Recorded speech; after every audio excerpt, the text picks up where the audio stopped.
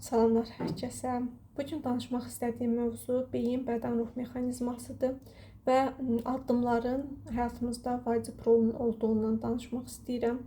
Ümumiyyətlə, birinci, keçən dəfə danışdığım kimi, bizə bir arzu, bir istək gəlirsə, onu bədənimizin reaksiyası ilə başa düşə bilərik ki, bu bizim ruhumuzun istəyidir, yoxsa bizim beynimizdən, egodan gələn istəkdir.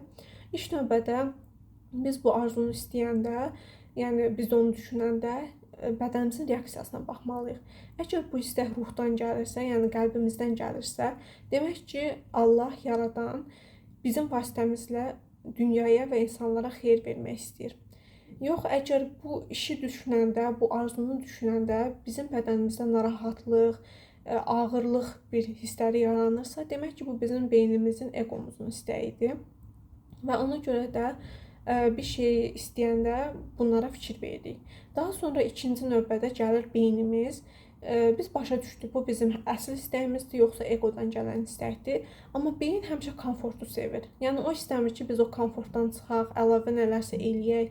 Çünki o öyrəşib ki, mən indiyə qədər belə gəlmişəm, bu mənim üçün rahatdır. O başa düşmür ki, mən bunu eləsəm daha da yaxşı ola bilərəm. Ona əsas olan komfortda olmaqdır.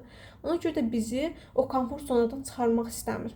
Onu biz nətər eləyirik? İlk növbədə beynimizə yavaş-yavaş öyrədirik ki, məsələn, cüzi bir şeylərdən, müəyyən bir cüzi qorxumuz var da, həyatımızda onu çox görürük, cüzi bir şeylərdə belə. Biz birinci onu eləyirik və beynimizə göstəririk ki, bu əslində qorxulu deyil. Və zamanla görürük ki, əslində bizim qorxduğumuz şeylər o dərəcədə qorxulu deyil. Və bunu etmək üçün də üçüncü komponent, bədən, yəni bizim hərəkətlərimiz olmalıdır. Əgər ki, hərəkət olmursa, beyin o komfort zonunda qalır. Amma ona görə ki, ruh onu istəyir, yəni qəlbdən gələn bir istəkdir, o daim bədəni hərəkət eləməyə çağırır. Bədən isə beyinə görə qorxur. Yəni beyin bloklayır onu və bədən onu hərəkətə çevirə bilmir. Və burada da bizə kömək olan bir şey də nədir? Dediyim kimi, beynimizi yavaş-yavaş o komfort zonadan çıxarmaqdır. O da yavaş-yavaş, cüzi bir hərəkətlərlə, məsələn, əvvəl bu yolla getməyə qorxurdunuzsa, məsələn, o yolla gedirsiniz və beyninə öyrədirsiniz ki, bu qorxulu deyil. Və başa düşürsünüz ki, beləliklə insan böyüyür və bilir ki, həyatda atdığı addımlar onun məsuliyyətindədir və səhvini də, doğrusunu da ona görə ayarlayır. Yəni heç kim günahkar bilmir. Ümumiyyətlə biz həyatda, mənim özümdə, həyatımın bir dönəmində düşünürdüm ki, kimsə günahkardır, kiməsə görə alındı belə ya da nə.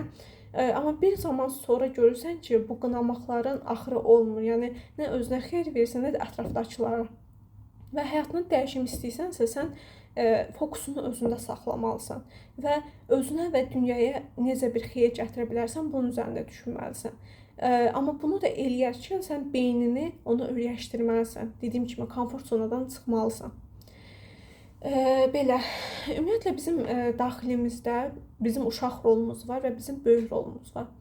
Bu uşaq rolu daim belə qorxaq, biraz ehtiyat eləyən, qərar verə bilməyən hissəmizdir. Amma böyük hissəmiz, yəni bizim həyatda olan hissəmiz, qərar verə bilən, addım ata bilən cəsarətli tərəfimizdir.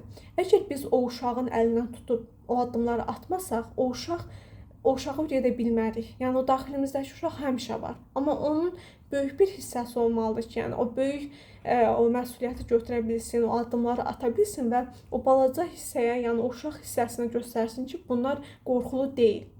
Və beləliklə də bizim daxilimizdə o böyük və kiçik rollar balansda olur. Yəni böyük kiçiyin qorxularına baxaraq, onu analiz edərək o qorxuların üstəsindən yavaş-yavaş gəlməyə başlayır və balaca hissəyə göstərir ki, bu qorxulu deyil. Yəni burada qorxulacaq, böyüdəcək bir şey yoxdur. Və artıq həyatımızda biz heç kimdən dəstək gözləmirik, heç kimə öz məsuliyyətimizi qoymağa çalışmırıq, heç kimin üzərinə atmırıq və başa düşürük ki, bu həyatda atdığımız addımlar da bizdən asılıdır, etdiyimiz seçimlər də bizdən asılıdır. Biz heç kimə cavabdeh deyilik. Yəni ətrafımızda insanlar ola bilər bizə istədiyimiz kimi davranmasın, bizim istədiyimiz kimi düşünməsin. O bizim məsuliyyətimizdə deyil. Bizim məsuliyyətimizdə olan ancaq o böyük və kiçik hissəni bizim daxilimizdə olan o hissələri kontrolda tutmaqdır. Onu da şuurlu şəkildə. Yəni biz seanslar ala bilərik, müəyyən kitablar oxuya bilərik, amma əgər ki biz oradan özümüzə lazım olanı götürüb onu hərəkətə çevirməsək, ondan o oxuduqlarımız sadəcə bizə bir ağır yük kimi olur. Və dediyim kimi, beyin bədən ruh mexanizmasındadır. Bir mexanizma o birindən geri qalırsa, o onda həmişə narahatlıq yaradır.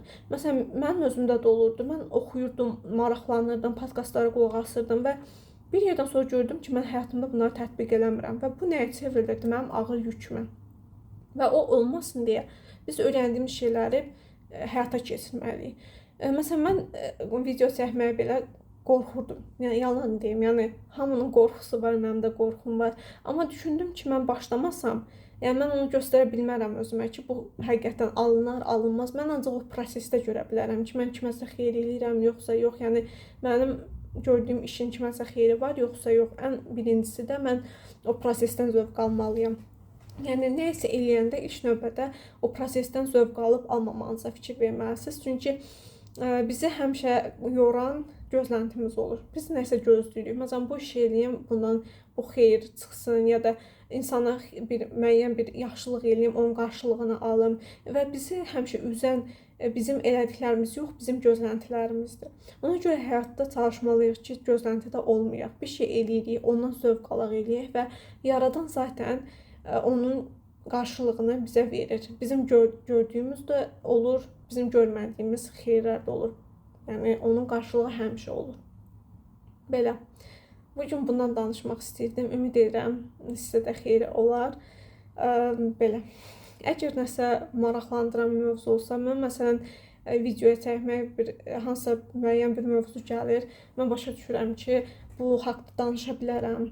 Bunu dərk eləmişəm və deyirəm niyə də yox, danışırım, bəlkə kiməsə xeyri olar. Belə.